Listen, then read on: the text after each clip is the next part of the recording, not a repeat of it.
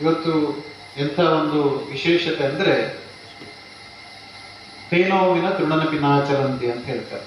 ಅಂದ್ರೆ ಭಗವಂತನ ಇಚ್ಛೆ ಇಲ್ಲದೆ ಒಂದು ಹುಲ್ಲು ಕಟ್ಟಿ ಕೂಡ ಅಲುಗಾಡುವುದಿಲ್ಲ. ನಾವು ಈ ದಿನವನ್ನ ನಿಗದಿ ಮಾಡಿದ್ದು ನಮ್ಮ ಬೇರೆ ಬೇರೆ ಶೆಡ್ಯೂಲ್ಗಳು, ನಮ್ಮ ಆಯಾಮಗಳನ್ನೆಲ್ಲ ನೋಡಿಕೊಂಡು, ಆದ್ರೆ ಭಗವಂತನ ಇಚ್ಛೆ ಏನಾಗಿತ್ತಂದ್ರೆ ಈ ಶೌರ್ಯ ಕಾರ್ಯಕ್ರಮ ಇದೇ ಧರ್ಮಸ್ಥಳದಲ್ಲಿ ಹುಟ್ಟಿ 6 ವರ್ಷದ ಸಂಭ್ರಮಾಚರಣೆ ದಿನವೇ ಈ ತರಬೇತಿ ಆಗ್ಬೇಕನ್ನೋದಿಲ್ಲ.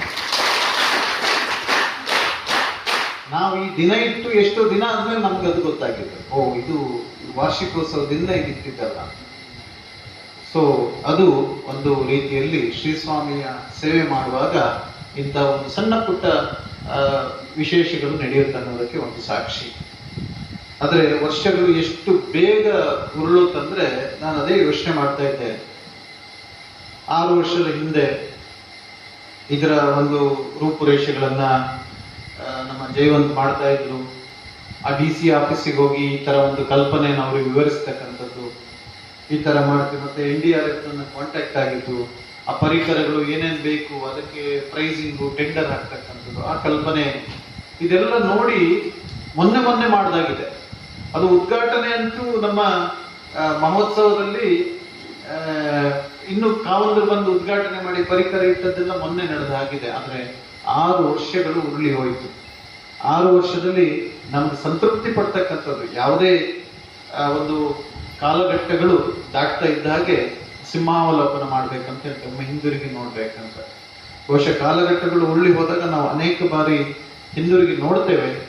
ನಾವು ಹಿಂದಿರುಗಿ ನೋಡಿದಾಗ ನಮಗೆ ಆತ್ಮಸಂತೃಪ್ತಿ ಆಗ್ಬೇಕು. ಖಂಡಿತವಾಗಿ ಈ ಕಾಲಘಟ್ಟದಲ್ಲಿ ಬಹಳ ಮೌಲ್ಯಯುತವಾದ ಸೇವೆಗಳನ್ನ, ಕೆಲಸಗಳನ್ನ ಮಾಡಿದ್ದೇವಂತ. ಬಹುಶಃ ಶೌರ್ಯ ವಿಚಾರಕ್ಕೆ ನಾನು ಸಂತೋಷದಿಂದ, ಆತ್ಮಸಂತೃಪ್ತಿಯಿಂದ ಹೇಳ್ತೇನೆ, ನೀವೆಲ್ಲರೂ ಅತ್ಯಂತ ತೃಪ್ತಿದಾಯಕವಾದ ಸೇವೆಯನ್ನ ಕೊಟ್ಟಿದ್ರಿ ಸಮಾಜಕ್ಕೆ.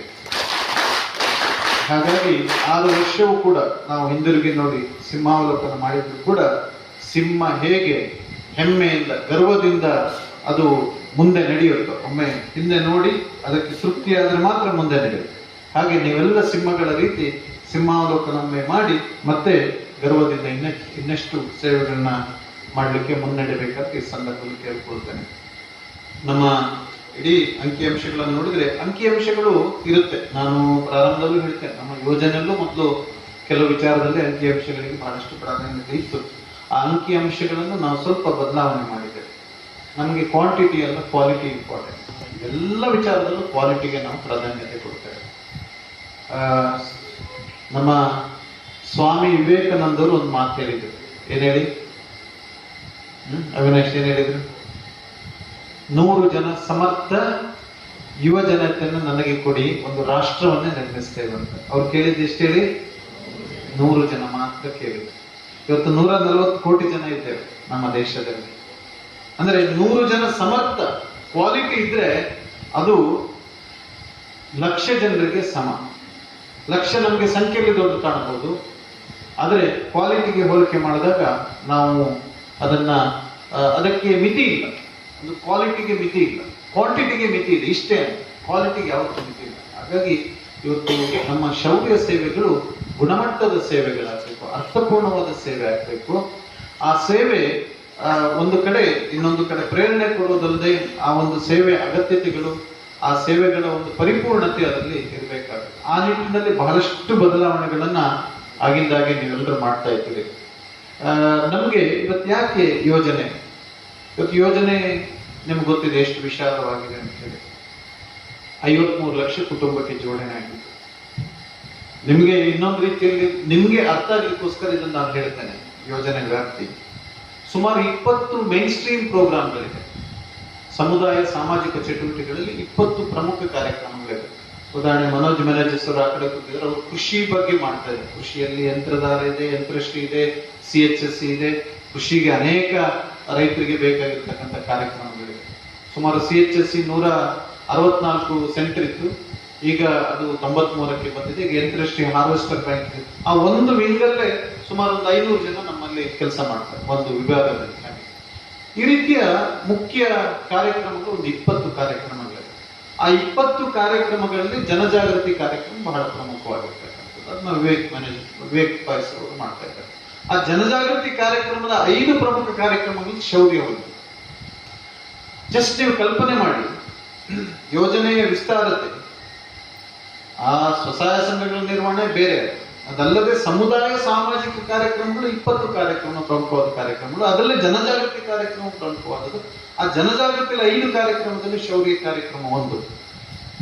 ಆದರೆ ಈ ಎಲ್ಲ ಕಾರ್ಯಕ್ರಮಗಳನ್ನು ನಿರ್ವಹಿಸಿಕೊಂಡು ಯೋಜನೆ ಹೋಗುವಾಗ ಎಷ್ಟು ಮ್ಯಾನೇಜ್ಮೆಂಟ್ಗೆ ಸಾಧ್ಯನೋ ಆ ಕಾರ್ಯಕ್ರಮಗಳಿಗೆ ಒಂದು ಫೋಕಸ್ ಕೊಡೋದಾಗ್ಲಿ, ಪ್ರೇರಣೆ ಕೊಡೋದಾಗ್ಲಿ ಕೊಡ್ತಕ್ಕಂಥ ಒಂದು ಕೆಲಸವನ್ನು ಮಾಡ್ತಾರೆ. ಪೂಜ್ಯರಿಗೆ ಬಹಳಷ್ಟು ಕಾರ್ಯಕ್ರಮಗಳು ಎಲ್ಲವೂ ಇಷ್ಟ. ಅದರಲ್ಲಿ ಶೌರ್ಯ ಅಂದ್ರೂ ನಿಮ್ಗೆ ಗೊತ್ತಿದೆ ಎಷ್ಟು ಪ್ರೀತಿ ಇದೆ.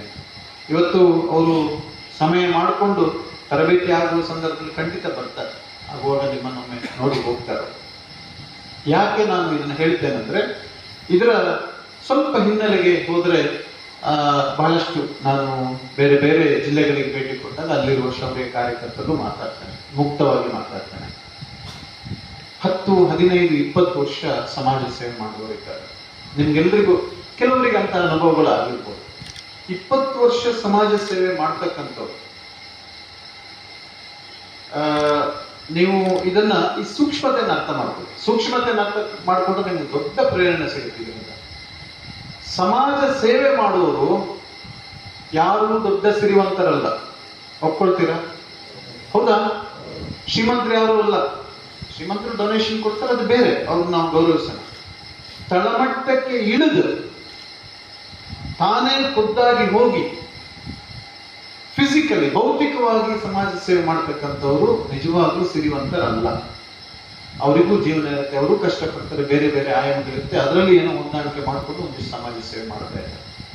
ಎರಡನೇದು, ಅವರು ಸಮಾಜ ಸೇವೆಯನ್ನ, ಅವರ ಸಮಾಜ ಸೇವೆಯನ್ನ ಪಡೆದವರು ನಿರೀಕ್ಷಿಸೋರು ಕೂಡ ಶ್ರೀಮಂತರಲ್ಲ. ಅರ್ಥ ಆಯ್ತಾ?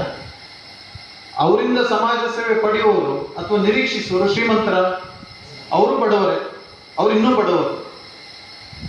ಹಾಗಾಗಿ ಈ ಬಡತನಗಳ ಬೆಸುಗೆಯಲ್ಲಿ 20 ವರ್ಷ ಸೇವೆ ಮಾಡಿದವರಿದ್ದಾರೆ.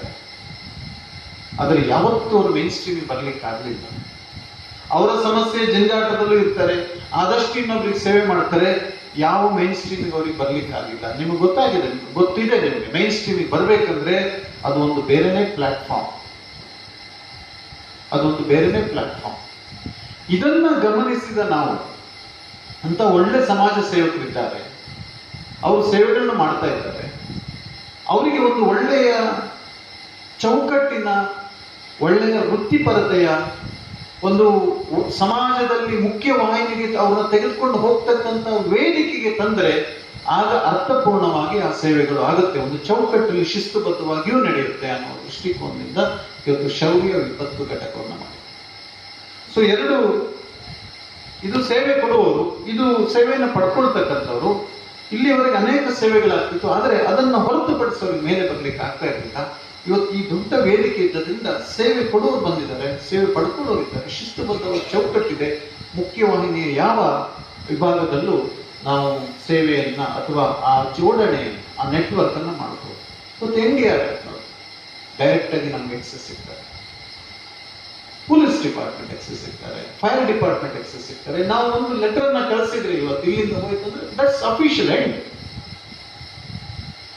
ಇದನ್ನ ಹೊರತುಪಡಿಸಿದ್ರೆ ಯಾರಿಗೆ ನಷ್ಟ? ಸಂಸ್ಥೆಗೆ ನೂರಾರು ಕೆಲಸ ಇದೆ, ಮಾಡ್ಕೊಂಡು ಹೋಗುತ್ತೆ. ಯಾರಿಗೆ ನಷ್ಟ ಅಂದ್ರೆ ಆ ಸೇವೆ ಮಾಡುವವರಿಗೆ ಒಂದು ಒಳ್ಳೆಯ ಅವಕಾಶದಿಂದ ಅವರು ಸ್ವಯಂ ಪ್ರೇರಿತರಾಗಿ ಮಾಡ್ತಾರೆ, ಅವ್ರಿಗೆ ಯಾವುದೇ ಗುರುತು ಏನು ಬೇಡ.